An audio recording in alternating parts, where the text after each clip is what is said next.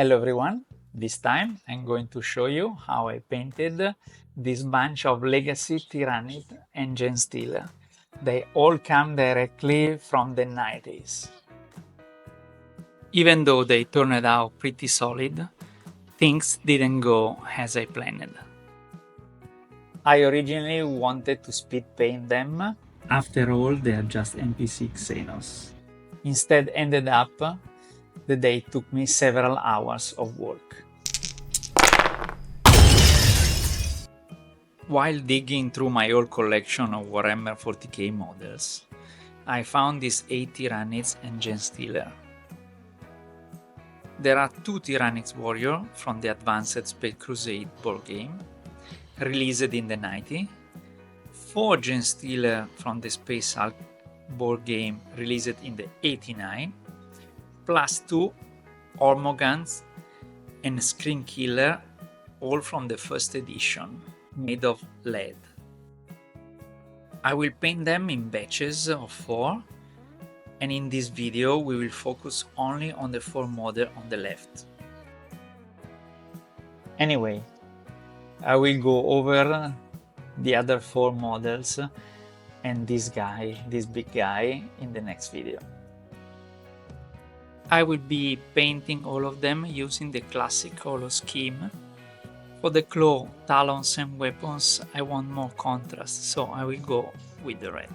I will be using acrylic paints, black oil paint for shading, and acrylic markers for edge highlighting. The markers are a bit unconventional and gross, but they are very convenient. They offer precision, speed, and a very thin coat that dries quickly. It's time to prepare the unpainted model. Primed with white with a spray can and covered with purple and pink base colors. At this stage you don't need to be very precise and stay within the lines. The next step will sort everything out. Now that the miniatures are ready, it's time to get serious and apply a very light purple on the skin of the Tyrannids to give the right contrast to the raised areas. The way to go is to use light and quick strokes on the raised area. Dry brushing, when done well, quickly add depth and contrast to the miniature. And this is what they look like after the dry brushing session. The Genestealer look dusty, but that's part of the process. I want to ensure that the edges have strong contrast compared to the rest of the miniature. So I trace all the edges with the white marker.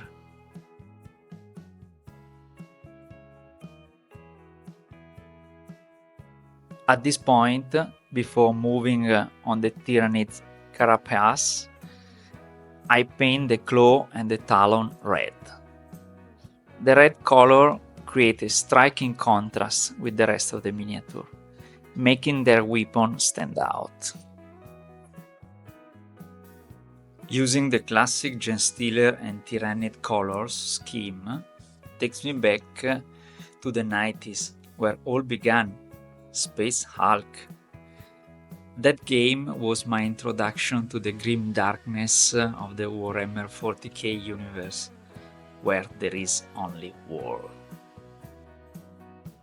Space Hulk are massive wrecked starship drifting in the void of the space. They are remains of old battles. Space Marine in Terminator armor board this ghostly ship to purge Genestealer infestation and recover lost forgotten technology. My first painted miniature was a Genestealer, painted by copying the image of the alien on the Space Hulk board game box. When I first started painting miniature, there was no YouTube.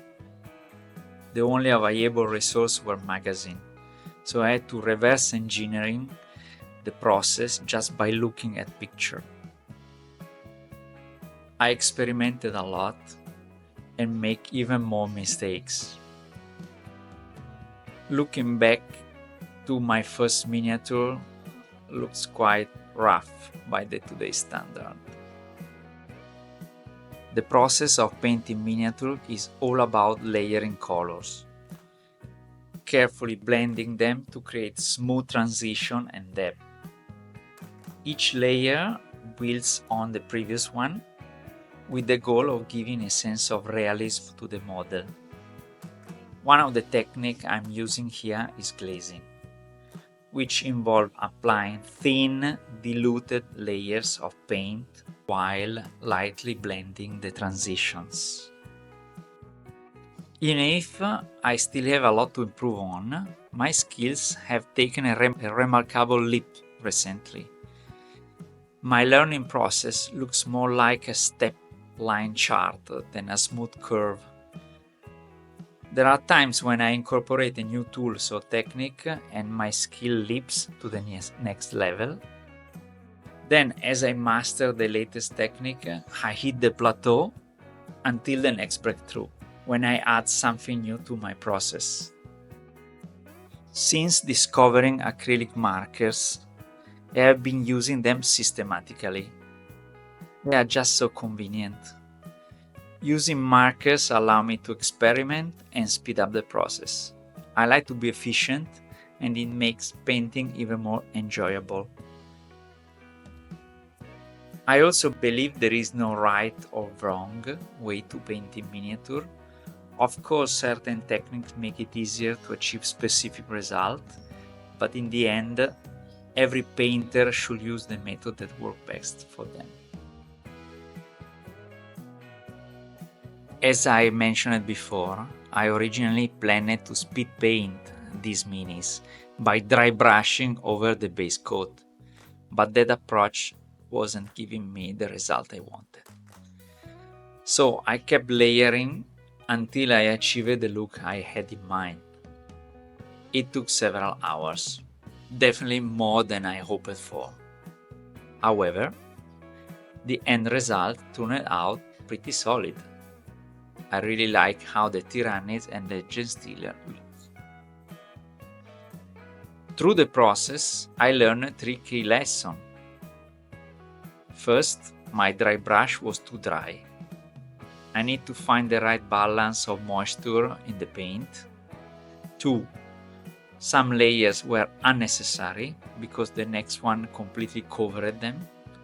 I need to plan the layering process more carefully. And 3. Markers work well, but their cover is too strong.